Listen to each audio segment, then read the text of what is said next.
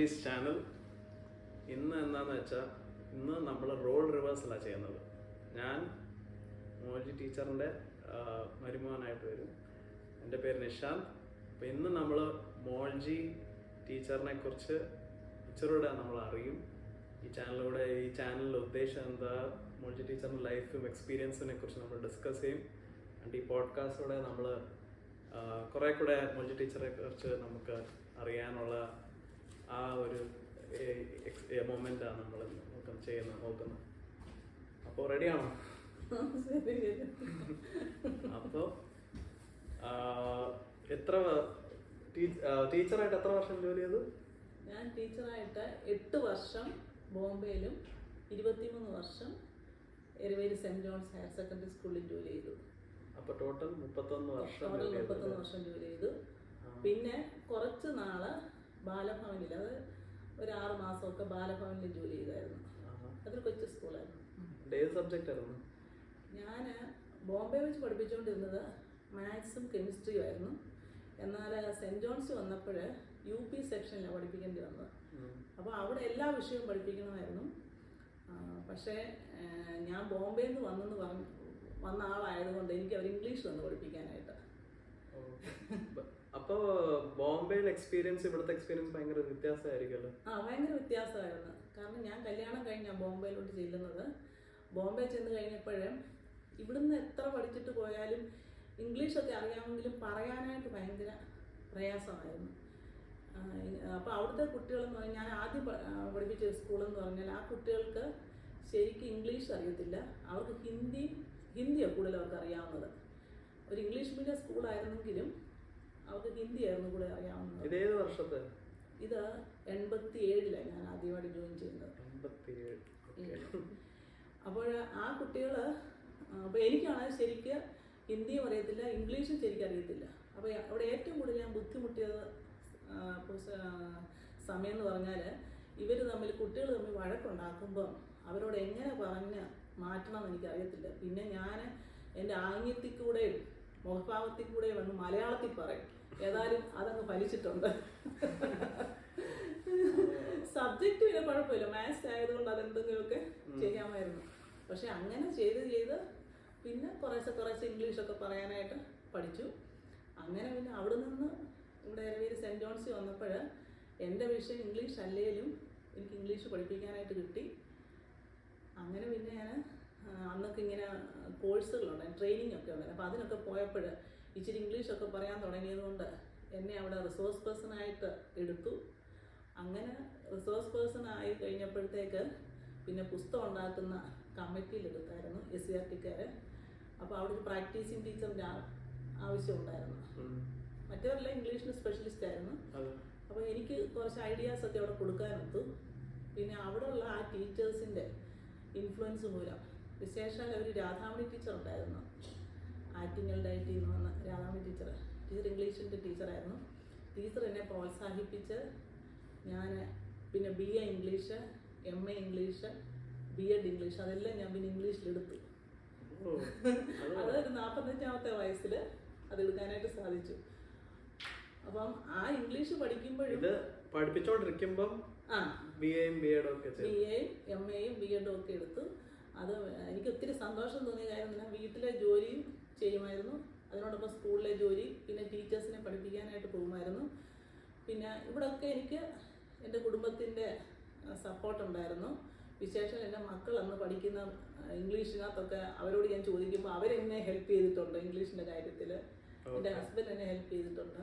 അങ്ങനെ എനിക്ക് കുറച്ചൊക്കെ ഇംഗ്ലീഷിൽ നല്ലതായിട്ട് ചെയ്യാനായിട്ട് സാധിച്ചിട്ടുണ്ട്. അപ്പോൾ മക്കളൊക്കെ എത്ര വയസ്സായി? ഇപ്പോൾ അവരെല്ലാം ആ സമയത്ത് എനിക്ക് തോന്നുന്നു 15 വയസ്സും 10 വയസ്സും ഒക്കെയുള്ള സമയമായിരുന്നു. ഒരു 10th, മൂത്ത മോള് 10th. പിന്നെ അതിലെനിക്ക് ഏറ്റവും ഒത്തിരി എക്സ്പീരിയൻസ് തോന്നിയൊരു അനുഭവം എന്ന് പറഞ്ഞാൽ, ഞാൻ ഇംഗ്ലീഷിൻ്റെ നോവലും അല്ലെങ്കിൽ അതിൻ്റെ ഷോർട്ട് സ്റ്റോറിയൊക്കെ കുറേയൊക്കെ തന്നെ വായിച്ചു. എന്നാൽ ഡ്രാമയും പോയട്രിയും വന്നപ്പോൾ എന്നെക്കൊണ്ട് തന്നെ പാടായിരുന്നു. അപ്പം ഞങ്ങളുടെ അടുത്തൊരു സാറുണ്ടായിരുന്നു, നന്ദകുമാർ സാറിന്. ഞങ്ങളുടെ വീട്ടിൽ നിന്ന് ഒരു 10-15 മിനിറ്റ് പോകണം. അപ്പോൾ രാത്രി ഹസ്ബൻഡ് ജോലിയും കഴിഞ്ഞിട്ട് വന്ന് ഒരു 9:30 ആകുമ്പോൾ ഞങ്ങളുടെ വീട്ടിലെ ഫുഡെല്ലാം കഴിഞ്ഞതിന് ശേഷം 9:30 ആ നന്ദകുമാർ സാറിൻ്റെ വീട്ടിൽ കൊണ്ടുവിടും. അപ്പോൾ ഞാൻ സാറിനോട് പറയാം, സാറേ എനിക്ക് ഇന്നത് പഠിക്കണം. അപ്പോൾ സാറ് പറയുക, ഈ ഷേക്സ്പിയറിൻ്റെയൊക്കെ ഡ്രാമ എന്ന് പറഞ്ഞാൽ എത്ര മണിക്കൂറുകൾ പഠിക്കേണ്ടതാണ്. ടീച്ചർ എന്നോട് പറയാം 1/2 മണിക്കൂർ കൊണ്ട് ഇത് പഠിപ്പിക്കാമെന്ന്. പിന്നെ ടീച്ചറിൻ്റെ ഉത്സാഹം കൊണ്ട് ഞാൻ വേണേൽ പഠിപ്പിച്ചു തരാമെന്ന് പറഞ്ഞ് സാർ എന്നെ ഒത്തിരി സപ്പോർട്ട് ചെയ്തായിരുന്നു. ഏതായാലും അനേകരുടെ സപ്പോർട്ട് കൊണ്ടും ദൈവത്തിൻ്റെ കൃപ കൊണ്ടും എനിക്ക് BAയും MAയും ഒക്കെ പാസ്സാകാനായിട്ട് സാധിച്ചു. Very good. ഈ ടീച്ചിങ് എക്സ്പീരിയൻസസ് അപ്പോൾ പല സ്റ്റോറീസും കാണുമല്ലോ, ഈ പിള്ളേരുമായിട്ട് ഡീൽ ചെയ്തപ്പം കുസൃതി പിള്ളേരെ കാണും, എല്ലാവരും ഉണ്ട്. പക്ഷെ എല്ലാവരെയും മാനേജ് ചെയ്യാനായിട്ട് ഒരുവിധമൊക്കെ സാധിച്ചിട്ടുണ്ട്. ചില സമയത്ത് ബുദ്ധിമുട്ട് വന്നിട്ടുണ്ട്. പിന്നെ ഞാൻ കുട്ടികൾക്കൊക്കെ ഇഷ്ടമായി, ഞാൻ അവരെ ഇങ്ങനെ എന്തെങ്കിലും സ്കിറ്റ് കളിപ്പിക്കുകയും ഡാൻസ് കളിപ്പിക്കുകയും ഒക്കെ ചെയ്യും. അപ്പം അങ്ങനെ വരുമ്പോൾ അവരോട് കൂടുതൽ നമുക്കൊരു ബോണ്ടുണ്ട്. അപ്പോൾ അങ്ങനെ വന്നപ്പോൾ അവർ ക്ലാസ്സിൽ അടങ്ങിയിരിക്കുകയും അത് ശരിക്കും ഞാൻ എൻജോയ് ചെയ്തിട്ടുണ്ട്. ഓക്കെ. അപ്പോൾ ഏതെങ്കിലും ഇങ്ങനെ പണ്ട് പഠിപ്പിച്ച പിള്ളേർ ആരെങ്കിലും പിന്നെ വന്നിട്ടുണ്ടോ? ഇങ്ങനെ ഓർത്ത് ഇതൊക്കെ ഓർത്ത് വന്നിട്ടുണ്ട്. പിന്നെ എന്നെ ഇപ്പോഴും കഴിഞ്ഞ വർഷവും കഴിഞ്ഞ മാസമൊക്കെ കുറേ 1-2 കുട്ടികൾ വന്നായിരുന്നു. കാരണം അവരൊക്കെ നല്ല പൊസിഷനിലെത്തിയ കുട്ടികളാണ്. അവർ പറയുന്നത് അന്ന് അവർക്ക് ഇച്ചിരി കുസൃതി ഉണ്ടായിരുന്നു, പക്ഷേ ഒരു ടീച്ചർ തന്ന സപ്പോർട്ട് കൊണ്ട് അവരെങ്ങും അവിടെ അവർക്ക് മുന്നോട്ട് പോകാനായിട്ട് സാധിച്ചു. അപ്പോൾ അവരെന്നെ ഓർത്ത് അവരെൻ്റെ അടുത്ത് വന്ന് താങ്ക്സ് ഒക്കെ പറയുകയും സമയം ചെലവഴിക്കുകയും ഒക്കെ ചെയ്തിട്ടുണ്ട്. അപ്പോൾ എന്നോട് പറയും, ഇപ്പം എൻ്റെ ചാനൽ കണ്ടപ്പോൾ എന്നോട് പറഞ്ഞിട്ടുണ്ട്, ടീച്ചറെ ഞങ്ങൾ ഒരു ദിവസം വരുന്നുണ്ട് ചാനലിൽ സംസാരിക്കാൻ എന്നൊക്കെ പറഞ്ഞിട്ടുണ്ട്. ഓ, അത് കൊള്ളാം. അവരൊക്കെ ഇപ്പൊ എല്ലാവരും പല പല നല്ല നിലകളിലൊക്കെ ആയ കുട്ടികളുണ്ട്. ഓക്കെ. ശരിക്കും റിയലി ഞാൻ എൻജോയ് ചെയ്താണ് പഠിപ്പിച്ചത്. നമുക്ക് വീട്ടിലെ ജോലിയും മറ്റേ സ്കൂളും എല്ലാം കൂടെ ഒരു ബുദ്ധിമുട്ടൊക്കെ വരും, എന്നാലും അതിന്റെ നടുവിൽ ഒരു സന്തോഷം ഞാൻ കണ്ടെത്തുമായിരുന്നു. ഇങ്ങനെ ബുദ്ധിമുട്ടുകളും കാണുമല്ലോ ജോലിയിൽ. ഇപ്പൊ എല്ലാം ഒന്നും സ്മൂത്ത് ആയിട്ട് പോകുന്നില്ല, പക്ഷെ അതൊക്കെ നമുക്ക് ഓരോ ലെസൺസ്. അത് നമുക്ക് അത് നമുക്ക് സ്കൂളിലെ ലൈഫിൽ തന്നെയല്ല, നമ്മുടെ ജീവിതത്തിലും ആ ബുദ്ധിമുട്ടുകൾ ആ ലെസൺസ് നമുക്ക് ഊർജം പകരും, എനർജി തരും. അപ്പം നമുക്ക് ഒരു ഡിസിപ്ലിൻ ആയിരിക്കണം, നമ്മൾ ഒരു പ്ലാനിങ് ഉണ്ടെങ്കിൽ എല്ലാ കാര്യവും ചെയ്യാനായിട്ട് ഒക്കുമെന്ന് ഞാൻ വിശ്വസിക്കുന്നു. അപ്പൊ ഈ കോവിഡ് ഒക്കെ ആയപ്പം എങ്ങനെ മാനേജ് ചെയ്തത്? ഈ കാരണം എല്ലാവരും വീട്ടിലല്ലേ, പിന്നെ എല്ലാവരും വീട്ടിലായിരുന്നു. അവിടെ ഞാൻ ഒരു കാര്യം ചെയ്തത്, അത് പേരൻസിനൊക്കെ ഒത്തിരി ഇഷ്ടപ്പെട്ടു. കാരണം 5ാം ക്ലാസ്സിലെ കുട്ടികൾ എന്ന് പറഞ്ഞാൽ ഞങ്ങളുടെ ആ സ്കൂളിൽ 5ാം ക്ലാസ്സാണ് സ്റ്റാർട്ട് ചെയ്യുന്നത്. അപ്പം കോവിഡ് കാരണം ഞങ്ങൾ ഒരു ടീച്ചേഴ്സും ആ കുട്ടികളെ കണ്ടിട്ടില്ല.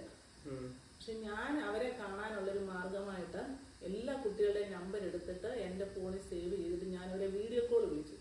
വീഡിയോ കോളിൽ കൂടെ ഓരോ ആക്ടിവിറ്റി അവർക്ക് കൊടുത്തു. അപ്പോൾ അവരുടെ പേര് പറയുക, അവരുടെ പേരൻസിൻ്റെ പേര് പറയുക, പിന്നെ എന്തെങ്കിലും അവർക്ക് ഇഷ്ടമുള്ളൊരു ആക്ടിവിറ്റി ചെയ്യുക. അങ്ങനെ ഓരോ കുട്ടിയുടെയും എനിക്ക് തോന്നുന്നു അന്നത്തെ ക്ലാസ്സിൽ ഒരു 28 സ്റ്റുഡൻസ് ഉണ്ടായിരുന്നു. 28 പേരുടെയും ഒരു വീഡിയോ ഞാൻ എടുത്തു. എന്നിട്ട് അത് ഞാൻ ഒന്നിച്ച് ജോയിൻ ചെയ്ത് ഒറ്റ വീഡിയോ ആക്കി. എന്നിട്ട് ഒറ്റ വീഡിയോ ആക്കി കഴിഞ്ഞിട്ട് ഞാൻ ഹെഡ് മാസ്റ്റർക്ക് അയച്ചു കൊടുത്തു. അപ്പോൾ ആ സമയത്ത് അതുകൊണ്ട് മറ്റുള്ള ടീച്ചേഴ്സ് പറഞ്ഞതുകൊണ്ട് അവർക്കൂടെ മറ്റുള്ള കുട്ടികളെ കാണാനും ഓരോ കുട്ടികളുടെ എന്തൊക്കെയാണ് കഴിവുകളുണ്ടെന്ന് മനസ്സിലാക്കാനുമായിട്ടൊക്കെ സഹായിച്ചു. അപ്പോൾ അന്ന് അവിടെ ഉണ്ടായിരുന്ന ഒരു ലിനി ടീച്ചർ ഉണ്ടായിരുന്നു. ടീച്ചറായിരുന്നു എന്നെ ഈ വീഡിയോ ഒക്കെ ഇങ്ങനെ ഇൻഷോട്ടൊക്കെ പഠിപ്പിച്ചത്. അപ്പോൾ അന്ന് അതൊക്കെ പഠിച്ചു കഴിഞ്ഞു, റിട്ടയർഡായി സ്വസ്ഥമായിട്ടിരിക്കുമായിരുന്നു. അങ്ങനെ ഇരിക്കുമ്പോഴാണ് ഈ ചാനൽ എൻ്റെ തലയിൽ. അത് അപ്പൊ ഇന്ന് ആ വീഡിയോ എഡിറ്റിംഗ് സ്കിൽസ് പഠിച്ചത് ഇന്ന് യൂസ്ഫുൾ ആയിട്ട് വന്നു. അന്ന് കുറച്ചൊക്കെ പഠിച്ചുള്ളൂ. പക്ഷേ ഇത് കഴിഞ്ഞിട്ട് ഞാനിപ്പോൾ റിട്ടയർ ചെയ്ത് ഈ ഡിസംബർ ആദ്യം തൊട്ടാണ് എന്നോട് ഒത്തിരി പേര് പറയും, ടീച്ചർ പറയുന്ന കാര്യങ്ങളെല്ലാം ഒരു വീഡിയോയിലാക്കി തന്നായിരുന്നു നല്ലതായിരുന്നു എന്നൊക്കെ ചിലർ പറയുമായിരുന്നു. അപ്പോൾ ഞങ്ങളുടെ അടുത്ത് ഒരു റിട്ടയർ ചെയ്ത വേറെ ടീച്ചറിനാണ്, ഷീബ എന്ന് പറയുന്ന ടീച്ചർ. ആ ടീച്ചർ എന്നോട് പറഞ്ഞു, മോളി വീഡിയോ ചാനൽ തുടങ്ങുക, നല്ല കാര്യമാണ്. അപ്പോൾ എൻ്റെ വിചാരം അതൊക്കെ ചെറുപ്പക്കാർക്ക് വേണ്ടിയുള്ള കാര്യം, അതുകൊണ്ട് ഞാൻ അത്ര ആദ്യം ഇൻട്രസ്റ്റ് കാണിച്ചില്ല. പിന്നെ ഞാൻ ഒരു വീഡിയോ എടുത്തിട്ട് ഏതായാലും ഒന്ന് അപ്ലോഡ് ചെയ്യാമെന്ന് ചെയ്ത് കഴിഞ്ഞു.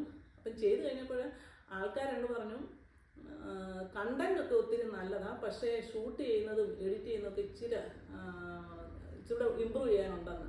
പക്ഷെ അവർ സ്നേഹത്തോട് പറഞ്ഞു, ടീച്ചറെ ഒരിക്കലും നിർത്തരുത്, ഇത് കണ്ടിന്യൂ ചെയ്യണത്. അപ്പോൾ അങ്ങനെ പറഞ്ഞപ്പോൾ ഞാൻ ഇതിനെപ്പറ്റി കൂടുതൽ ചിന്തിക്കാനും പഠിക്കാനും ഒക്കെ തുടങ്ങി.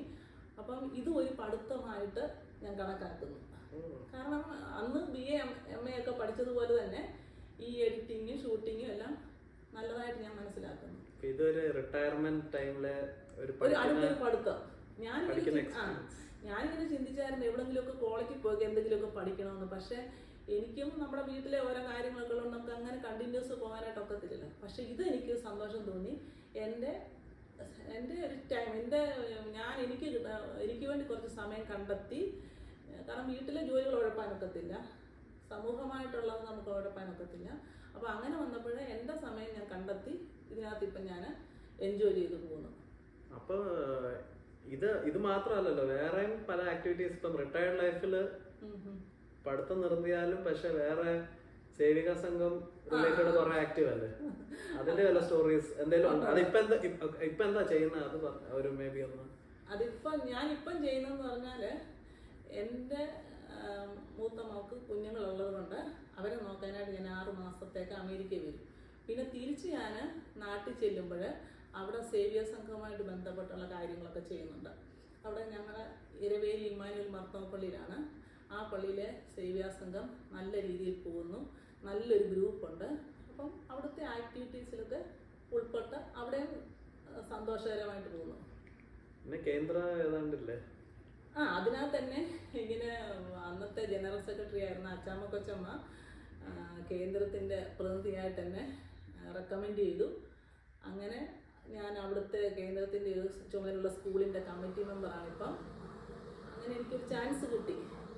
കമ്മിറ്റി മെമ്പർ ആകുമ്പോൾ പിന്നെ പഠിപ്പിക്കാൻ അങ്ങനെ ഉണ്ടോ? അതോ? ഇല്ല, ഞാൻ ആ സ്കൂളിൻ്റെ കമ്മിറ്റി മെമ്പർ ആണെന്നേ ഉള്ളൂ. അപ്പോൾ നമുക്ക് വേണ്ട കാര്യങ്ങളൊക്കെ അവർക്ക് പറഞ്ഞു കൊടുക്കാം, ചെയ്യാം, അങ്ങനെ ഓരോ കാര്യങ്ങളൊക്കെ ചെയ്യാം. ഓക്കെ. അപ്പൊ 6 മാസം ഇപ്പൊ അമേരിക്കയിൽ ഇപ്പൊ ഇത് ആദ്യത്തെ വട്ടമല്ലല്ലോ? ഇല്ല, ഞാൻ പല പ്രാവശ്യം റിട്ടയർഡ് ആയ പിന്നെ പല പ്രാവശ്യം വന്നു. അപ്പൊ പലരും എന്നോട് ചോദിക്കും അമേരിക്കയാണോ ഇവിടാണോ ഇഷ്ടമെന്ന്. ഞാനാകുമ്പം പറയും എവിടാണേലും നമ്മുടെ മനസ്സിൽ നമുക്ക് എന്ത് ഫീൽ ചെയ്യുന്നു, നമ്മുടെ മനസ്സാണ് പ്രധാനം. അമേരിക്ക നിൽക്കുമ്പോൾ അമേരിക്കയിലെ കാര്യങ്ങൾ ചെയ്യുക, നാട്ടിൽ നിൽക്കുമ്പോൾ നാട്ടിലെ കാര്യങ്ങൾ ചെയ്യുക. എവിടാണേലും നമ്മൾ ഈ ലോകത്തിൽ പരദേശികളാണ്, നമുക്കൊന്നും പെർമനൻ്റ് ആയിട്ടുള്ളതല്ല. അതുകൊണ്ട് കിട്ടുന്ന ഓരോ ദിവസവും എൻജോയ് ചെയ്ത് പോകാനായിട്ട് ഞാൻ ആഗ്രഹിക്കുന്നത്. അമേരിക്ക വന്നിട്ട് നേരത്തെ ഇപ്പോഴല്ല, നേരത്തെ വന്നിട്ടുള്ള ഏറ്റവും ഇഷ്ടമുള്ള സ്ഥലം ഏതായിരുന്നു? ഇഷ്ടമുള്ള സ്ഥലം ഏതാ? ഇഷ്ടമുള്ള സ്ഥലം എന്ന് പറഞ്ഞാൽ എനിക്ക് കാലിഫോർണിയ ഇഷ്ടമാണ്. കാരണം ഞാൻ ടെക്സാസ്, ന്യൂയോർക്ക് അങ്ങനെയൊക്കെ പോയി. എല്ലാത്തിനും അതിൻ്റെതായ ഗുണമുണ്ട്. പക്ഷെ കാലിഫോർണിയ എനിക്ക് കൂടുതൽ ഇഷ്ടം എന്ന് പറഞ്ഞാൽ ഒത്തിരി തണുപ്പൊന്നും അങ്ങനെ ഫീൽ ചെയ്യുന്നില്ല. പിന്നെ നല്ല ഒരു ഭൂപ്രകൃതി നല്ലതാണ്, ഇവിടുത്തേത് കാണാനൊക്കെ നല്ലതാണ്. അപ്പോൾ അതുകൊണ്ട് എനിക്ക് കാലിഫോർണിയ ഇഷ്ടമാണ്. എല്ലായിടത്തും പോയോ? പല സ്ഥലങ്ങളിൽ ഇങ്ങനെ കറങ്ങാനൊക്കെ? കറങ്ങാനൊക്കെ ഒത്തിരി സ്ഥലങ്ങൾ പോയി. പക്ഷെ ഞാൻ പേരുകളൊന്നും ഓർക്കുന്നില്ല. പിള്ളേരോടൊക്കെ ഇങ്ങനെ പോകുന്നു. എനിക്ക് അത്ര ഓർമ്മയില്ല. ഒത്തിരി കാര്യങ്ങളൊക്കെ കണ്ടു. അവിടെ പോയത് എനിക്ക് ഇഷ്ടമായ ഡിസ്നി ലാൻഡ് ഉണ്ടല്ലോ, അത് ആ സ്ഥലത്തിന് ലോസ് ആഞ്ചലസില്. വേറൊരു പേരുടെ അവന് പറയാമല്ലോ, യൂണിവേഴ്സൽ സ്റ്റുഡിയോസ്. അത് ഫിലിമിന്റെ ഹോളിവുഡ് സിറ്റി. അവിടൊക്കെ പോയി. പിന്നെ സിൻഡ്രലയുടെ ഒക്കെ കാണുന്ന ആ സ്ഥലത്തിന്റെ പേരെന്തായിരുന്നു? അതൊക്കെ ഞാൻ കണ്ടായിരുന്നു ഡിസ്നിലാൻഡില്. അതൊക്കെ ഒത്തിരി സന്തോഷം തോന്നി. കാരണം ഞാൻ സിൻഡ്രലയുടെ ഇത് കണ്ടപ്പോൾ എനിക്ക് സന്തോഷം തോന്നാൻ കാരണം ഞാൻ സിൻഡ്രല എന്ന് പറയുന്ന ആ സ്റ്റോറി കുട്ടികളെ പഠിപ്പിച്ചിട്ടുണ്ട്. അതിൻ്റെ സ്കിറ്റ് ഞാൻ കുട്ടികളെ കൊണ്ട് കളിപ്പിച്ചിട്ടും ഉണ്ടായിരുന്നു. അപ്പം അതുകൊണ്ട് എനിക്ക് ആ സ്ഥലത്ത് പോയപ്പോൾ ഒത്തിരി സന്തോഷം തോന്നി.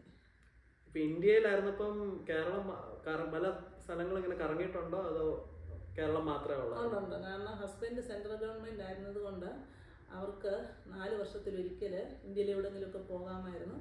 അങ്ങനെ പല സ്ഥലങ്ങളിൽ പോയിട്ടുണ്ട്. അതുകൊണ്ട് കേരളം വിട്ടെങ്കിൽ ഏറ്റവും ഇഷ്ടപ്പെട്ട സ്ഥലം ഏതാ ഇന്ത്യയിൽ? എൻ്റെ ഒരു നേച്ചർ അനുസരിച്ച് എൻ്റെ ഇഷ്ടം എന്ന് പറഞ്ഞാൽ എനിക്ക് ആ ഒരു മൊമെൻ്റാണ് എൻ്റെ ഇഷ്ടം എന്ന് പറയുന്നത്. അതെനിക്ക് ഇന്ന സ്ഥലമൊന്നും അങ്ങനൊന്നും ഇല്ല, പ്രത്യേകിച്ചില്ല. എവിടെ നിൽക്കുന്നോ ആ മൊമെൻ്റ് ആൾക്കാരോട് നിന്ന് രസമാകുക, പ്രകൃതി കാണുക. അല്ലാതെ ഇന്നടമാണ് നല്ലതെന്ന് ഞാൻ ചിന്തിക്കുന്നില്ല. നമ്മൾ എവിടെ ആയിരിക്കുന്നോ അവിടെ നമ്മൾ സന്തോഷമായിട്ടിരിക്കുക. അപ്പൊ ഇനി 6 മാസം കാലിഫോർണിയ ഇപ്പൊ തണുപ്പല്ലേ ഇവിടെ? മാനേജ് ചെയ്യാൻ പറ്റും അല്ലേ? ഏതായാലും ഇത്രയൊക്കെ പറഞ്ഞതിന് താങ്ക് യു. എക്സ്പീരിയൻസസ് ഒക്കെ വളരെ നല്ല ആൾക്കാർക്കും ഇൻസ്പയർ ചെയ്യട്ടെ എന്ന് വിശ്വസിക്കുന്നു. എനിക്ക് വേണ്ടി ഇങ്ങനെ സമയം കണ്ടെത്തിയ എന്റെ മരുമോനെ പ്രത്യേകം നിശാന്ത്. അങ്ങനെ നമുക്ക് വീണ്ടും വേറൊരു പോഡ്കാസ്റ്റ് പാർട്ട് 2 ആയിട്ട് വേണമെങ്കിൽ തുടങ്ങാം. വേണമെങ്കിൽ ഇത് ഇഷ്ടപ്പെട്ടെങ്കിൽ നമുക്ക് വേണമെങ്കിൽ ഇതിന്റെ പാർട്ട് 2 ആയിട്ട് വേറൊരു ഇതാക്കി നമുക്ക് നോക്കാം. പിന്നെ പ്രേക്ഷകർക്ക് വേണമെങ്കിൽ അവരുടെ കമന്റ്സ് പറയാം.